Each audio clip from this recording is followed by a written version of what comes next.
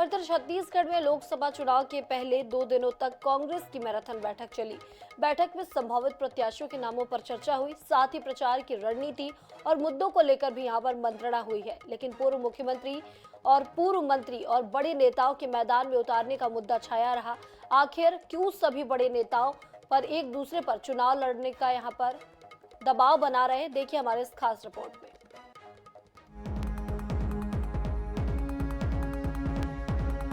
छत्तीसगढ़ में कांग्रेस विधानसभा हार चुकी है। लोकसभा में कांग्रेस का ट्रैक रिकॉर्ड अधिकतम 2 सीटों का रहा है। देश भर में इस वक्त भाजपा राम मंदिर के मुद्दे पर अपने पक्ष में वातावरण बनाए हुए है। ऐसे में कांग्रेस की टिकट से आखिर कौन मैदान में उतरे, इसे लेकर 2 दिन तक खूब मंत्रणा हुई। लेकिन इस दौरान एक ही आवाज गूंजती रही, पूर्व मुख्यमंत्री, पूर्व मंत्री और सभी बड़े नेताओं को मैदान में उतारा जाए ताकि चुनाव मजबूती से लड़ने का संदेश जाए और मैनेजमेंट भी बेहतर हो। यही वजह है कि बैठक के भीतर खाने से सियासी दांवपेच की खबरें बिछनकर सामने आती रही।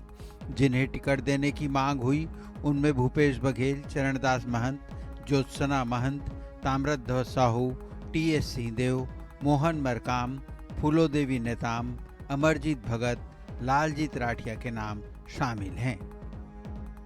आज हमारी छाननी समिति की मीटिंग आज हुई, जिसमें साधक बाधक चर्चा हुई और इसके आगे के स्तर पे जाके हम दिल्ली में नेक्स्ट हफ्ते में मीटिंग करेंगे और उम्मीदवारों का चयनों की प्रक्रिया उसको आराम देने की कोशिश करेंगे और जल्द से जल्द हमारे उम्मीदवार तय हो जाए, जिसके कारण इतना बड़ा लोकसभा प्रसंग है तो उसमें वो लोग चुनाव लड़ सके। पार्टी जहाँ जिम्मेदारी दे, हम लोग तो काम करने वाले लोग हैं।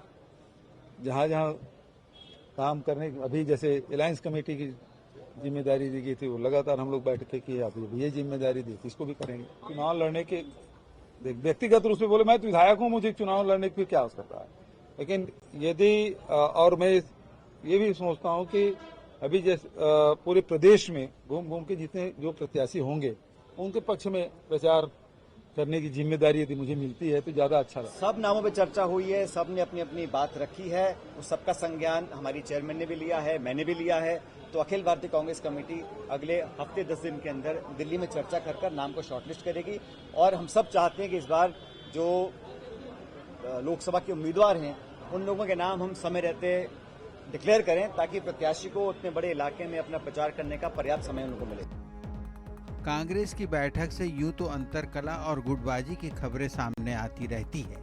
टिकट को लेकर खींचतान सड़कों पर भी नजर आती है, लेकिन पहली बार बड़े नेता भी खुद के लिए नहीं बल्कि दूसरों के लिए टिकट मांगते नजर आ रहे हैं। इसे चुनाव लड़ने से बचने का दांव माना जाए या सियासी रसूख बनाए रखने की जद्दोजहद, पर कांग्रेस नेतृत्व भी इस बार बड़े नेताओं को बख्शने के मूड में नहीं दिख रहा है। ऐसे में कई दिग्गज अगर दो हाथ करते नजर आएं तो आश्चर्य नहीं होना चाहिए। रायपुर से INS 24/7 के लिए गौरव शर्मा की रिपोर्ट। और चलिए आगे बढ़ते हैं, आपको बता दें कोल परिवहन घोटाले के साथ शराब घोटाले मामले में EOW और ACB की एंट्री के बाद अब प्रदेश की राजनीतिक माहौल गर्मा गया है। बता दें EOW ने ED की चिट्ठी के आधार पर कोल परिवहन और आबकारी घोटाले में 100 से अधिक लोगों के खिलाफ नामजद अपराध पंजीबद्ध किया है।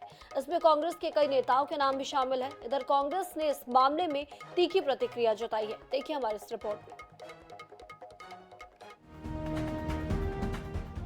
अपराध पंजीबद्ध होने के बाद इस मामले में पूर्व मुख्यमंत्री भूपेश बघेल ने कहा है, विधानसभा चुनाव में भी ED-IT सक्रिय थी। लोकसभा चुनाव सामने है, बीजेपी की एजेंसी ED फिर षड्यंत्र कर रही है। बघेल ने कहा कि बदनाम हमें शुरू से किया जा रहा है। क्या ED से बड़ी एजेंसी हो गई ACB? बघेल ने कहा, चुनाव से पहले 500 करोड़ के लेन देन का आरोप मुझ पर भी लगा था। ये अब तक मुख्य आरोपी को पकड़ के नहीं लाए। बघेल ने यह भी आरोप लगाया कि राम मंदिर में कोई मुख्यमंत्री, केंद्रीय मंत्री नहीं जा पाए। महादेव सट्टा का मुख्य आरोपी सौरभ चंद्राकर की शादी में नाचने जो गए थे वो सब राम मंदिर में अतिथि बनकर मौजूद थे। ED के आवेदन पर ACB ने केस रजिस्टर्ड किया है कि लोकसभा को ध्यान में रखते हुए ताकि इनको बदनाम किया जा सके। पहले ED-IT बदनाम कर रही थी अब वो एसीबी के माध्यम से हमारे प्रदेश के नेताओं को, कांग्रेस के नेताओं को बदनाम करने का षड्यंत्र किया जा रहा है और इस छोटी सोच के लिए विष्णुदेव साय की मैं निंदा करता हूं। वहीं ईओडब्ल्यू और एसीबी में एफआईआर दर्ज होने पर पूर्व मंत्री राजेश मूणत ने कहा है कि छत्तीसगढ़ को लूटने वालों की जगह जेल खाने में होगी। योजनाबद्ध तरीके से भ्रष्टाचार कैसे किया जाए, ऐसे आयाम गढ़े गए। आम जनता त्रस्त थी। महादेव सट्टा को तत्कालीन राजनेताओं और प्रशासनिक अधिकारियों का संरक्षण था। उनकी शह पर ही महादेव सट्टा का जाल पूरे प्रदेश में फैला। ऐसे लोगों के खिलाफ कार्रवाई सुनिश्चित है। जिन जिन लोगों ने जनता को लूटने का काम किया है, उनसे पाई पाई का हिसाब लिया जाएगा।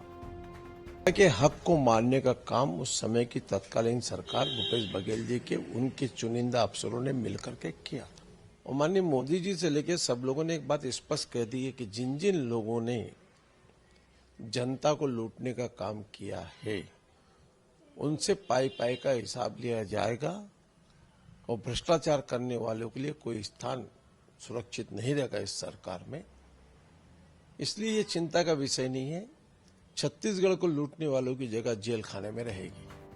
बहरहाल कोल परिवहन और आबकारी घोटाले मामले में ईओडब्ल्यू और एसीबी के दखल के बाद इस मामले में नए खुलासे आने वाले दिनों में होंगे और इन खुलासों के बाद राजनीतिक बवाल मचना भी तय है। लेकिन यह देखना भी दिलचस्प होगा कि क्या सभी गुनाहगार सीखचों के पीछे पहुंचते हैं या नहीं। रायपुर से INS 24/7 के लिए मनोज नायक की रिपोर्ट।